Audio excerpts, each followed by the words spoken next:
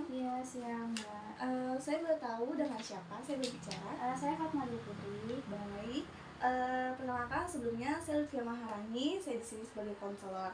Kalau boleh tahu kesibukan kakak Fat, oh ya sebelumnya kakak Fat, Mbak mau dipanggil Mbak atau kakak?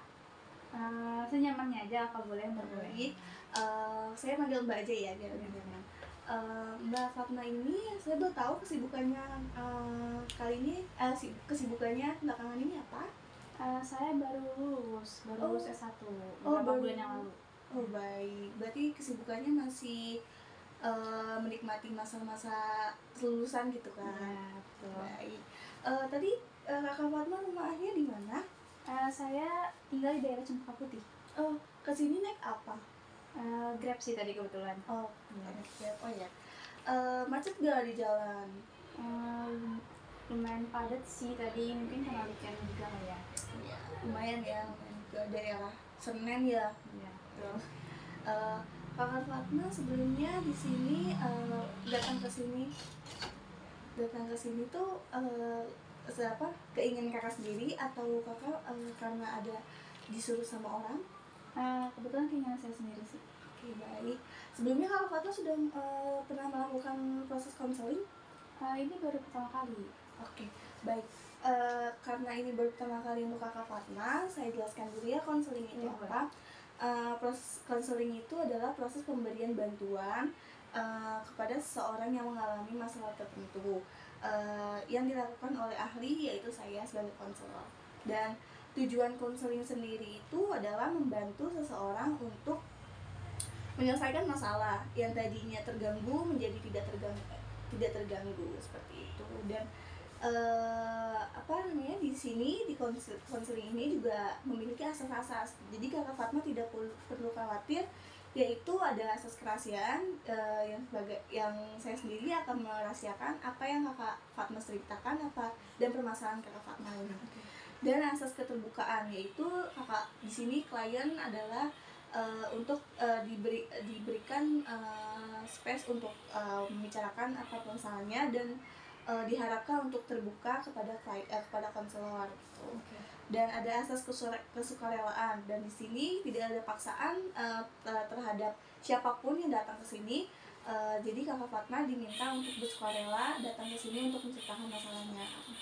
Atau Fatma setelah ini kakak Fatma sudah mengerti? Iya, saya cukup mengerti. Oke, baik. Kalau begitu permasalahan kakak Fatma apa ya? Boleh diceritakan kepada saya? Oke, kan tadi saya sempat bilang ya kalau saya tuh baru lulus gitu kan. Nah, jadi hal itu sebenarnya awal mula yang membuat saya tuh overthinking gitu kan. Kayak di lingkungan apa sih pertemanan saya gitu kan. Maksudnya teman yang bareng sama saya nih lulus nih, tapi mereka tuh udah dapat pekerjaan. Maksudnya karir mereka tuh udah mereka tuh udah punya karir gitu loh. Yeah.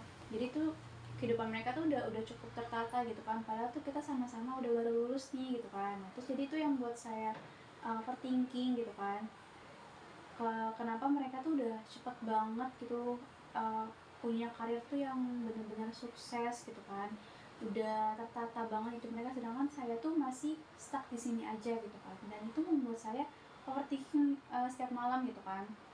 Nah, makanya saya minta saran gitu kan, gimana cara saya buat menangani overthinking ini. Dan karena kan itu membuat bumerang juga ya buat saya kan, dan bikin saya tuh cemas gitu loh setiap malamnya gitu kan, padahal tuh hal itu belum tentu terjadi gitu kan. Nah, jadi saya butuh saran gimana cara saya menangani overthinking ini gitu, karena kan itu cukup mengganggu juga ya buat saya. Baik, jadi permasalahannya kakak mengalami overthinking yang membuat kakak cemas gitu. Saya boleh tahu gak skor kakak overthinking itu yang membuat kakak cemas itu dari 1 sampai 10 berapa? Di 8,5. Wow, lumayan. Berarti lumayan overthinkingnya lumayan ya membuat kakak kecemasan ini. Ya, karena setiap malam juga sih itu yang bikin saya overthinking. Iya, jadi setiap malam cewek sih ya, Iya, setiap malam overthinking gitu. Baik, sebelumnya jadi ada yang membuat kakak ke distract, hal-hal yang membuat kakak ke distract seperti itu, yang membuat kakak overthinking sampai merasa cemas?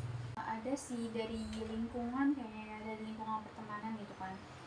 tadi kan kayak saya bilang gitu kan, saya tuh overthinking tuh dari pertemanan saya gitu kan, kayak kita tuh padahal lulusnya bareng, tapi mereka tuh udah punya karir yang cemerlang gitu kan, terus apa ya, jalan hidup mereka tuh kayak udah tertata gitu kan, udah sukses di pekerjaan segala macam, sedangkan saya ini masih stuck gitu kan di sini gitu kan. Hal itu juga itu yang apa namanya, membuat saya jadi cemas dan overthinking yang berlebih gitu kan. Gimana kalau saya nggak bisa seperti mereka, gimana kalau saya benar-benar tuh tertinggal jauh dan nggak bisa nyusul mereka gitu. Baik, jadi saya bisa menarik benang merahnya itu kakak Fatma ini masalah overthinking itu dan sampai bisa merasakan cemas ini karena kakak masih tidak percaya sama potensi diri kakak berarti ya. Terus juga kakak masih merasa kenapa orang-orang bisa, kenapa saya nggak bisa, padahal kita sama gitu. Jadi dan kakak Fatma ini tadi meminta saran kepada saya datang ke sini. Jadi saya sebagai konselor di sini saya hanya bisa membantu sedikit, yaitu coba kakak Fatma untuk mengubah pola pikir kakak Fatma menjadi positif gitu, dan kakak Fatma bisa merasakan potensi-potensi diri kakak dan bisa berpikir kenapa orang lain bisa, kenapa saya nggak bisa, seperti itu. Dan kakak Fatma harus bisa mengubah pemikiran kakak Fatma kalau misalkan kakak Fatma itu memiliki potensial yang lebih daripada mereka gitu.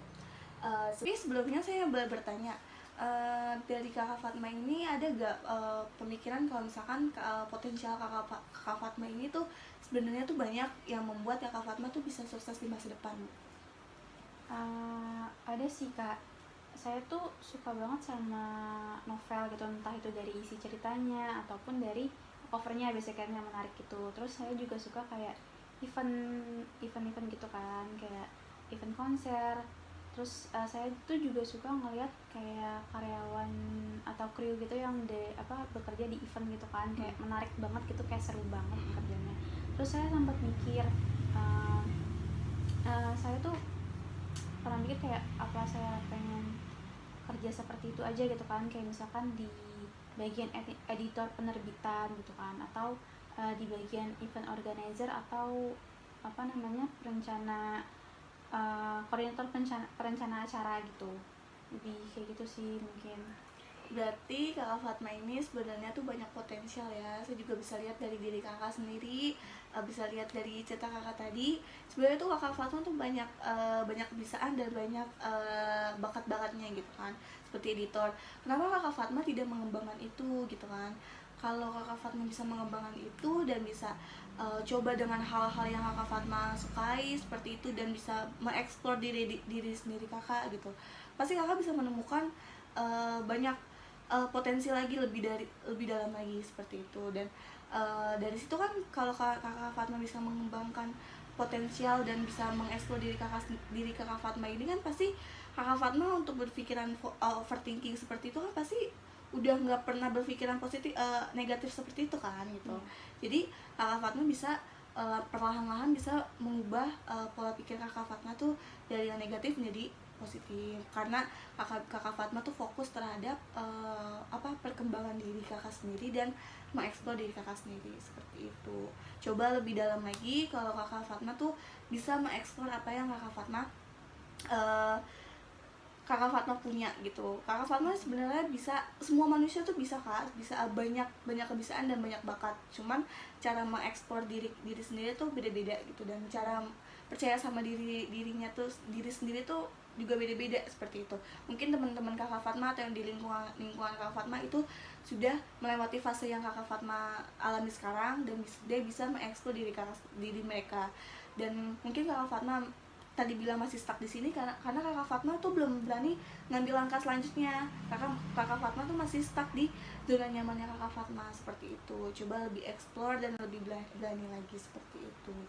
Baik, ada lagi yang ingin diceritakan atau ditanyakan kepada saya? Menurut saya cukup sih, itu juga cukup membantu buat saya juga ya, kayak ternyata tuh banyak hal yang harus saya lakukan gitu kan. Oh, ya. Baik. Cukup sih buat saya. Baik, berarti Kakak Fatma sudah cukup dengan konseling kali ini. Sebelum menutupnya, saya boleh tahu nggak apa yang sudah Kakak Fatma dapat dari proses konseling kali ini? Yang saya dapat dari poin ini, saya tuh sebenarnya punya potensi buat saya sukses gitu kan, dan dari kesuksesan itu juga nanti bikin saya jadi overthinking saya tuh hilang, cuma saya hilang gitu kan. Jadi sebenarnya tuh dari diri saya dulu sendiri sih, harus keluar dari zona nyaman saya dan harus apa ya, explore diri saya lebih lagi dengan potensi yang saya punya gitu sih. Oke, baik Kakak Fatma, berarti Kakak Fatma sudah mendapatkan hal-hal positif dari sini. Saya bersyukur banget Kakak Fatma pulang dari sini, Kakak Fatma bisa menjadi diri menjadi lebih baik seperti itu. Terima kasih sudah menyempatkan waktunya. Nanti proses konselingnya kalau misalkan Kakak Fatma butuh lagi atau apa, silakan datang kemari dan melanjutkan proses konselingnya ya. Kurang lebihnya mohon maaf. Terima kasih sudah datangnya Kakak Fatma. Ya, terima kasih juga sudah mendengarkan keluh kesah saya. Iya, sama-sama, Atas sarannya, itu ya. kewajiban saya ya. Terima